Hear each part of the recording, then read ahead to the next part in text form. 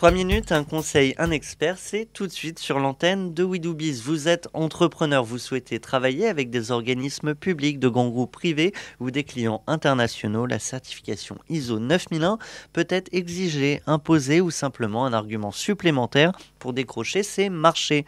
Nos PME sont-elles armées pour la certification? C'est la question que j'ai le plaisir de poser à Philippe Bourdalet. Bonjour. Bonjour. Philippe Bourdalet, vous êtes responsable de la certification ISO 9001 au sein d'AFNOR Certification.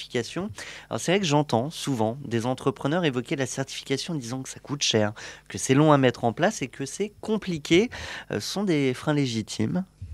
En tout cas, ce sont des propos qui nous sont remontés pour nous en tant qu'organisme certificateur de la part de clients, de prospects qui se posent légitimement la question à la fois de ce que peut représenter une certification ISO 9001 pour leur entreprise.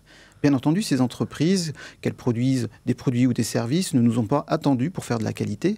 Toutefois, il convient à un moment donné de passer par de la certification pour apporter des garanties, des passeports, des clés supplémentaires pour se développer sur de nouveaux marchés, qu'on soit sur des marchés régionaux, européens ou à l'international. Pour cela, plusieurs solutions existent et il est nécessaire forcément de passer un peu de temps en termes de compétences, de connaissances, et on peut aborder la certification soit de manière directe, soit par étapes, en fonction de ses capacités et des ressources à mettre à disposition. Pour lisser les coûts, pour lisser le timing. L'idée, c'est quoi? C'est de mieux positionner l'entreprise sur ces marchés?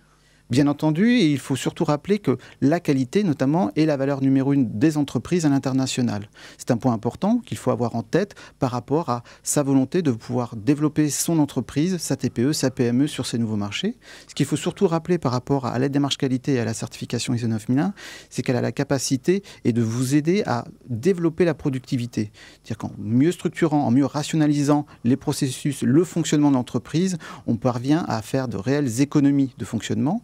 C'est un élément très important à la fois sur la productivité, mais aussi sur sa capacité à être plus compétitif sur un marché et à pouvoir mieux résister aux pressions du marché. J'ai quand même le sentiment que ce type de certification, c'est plutôt pour les grandes entreprises, non?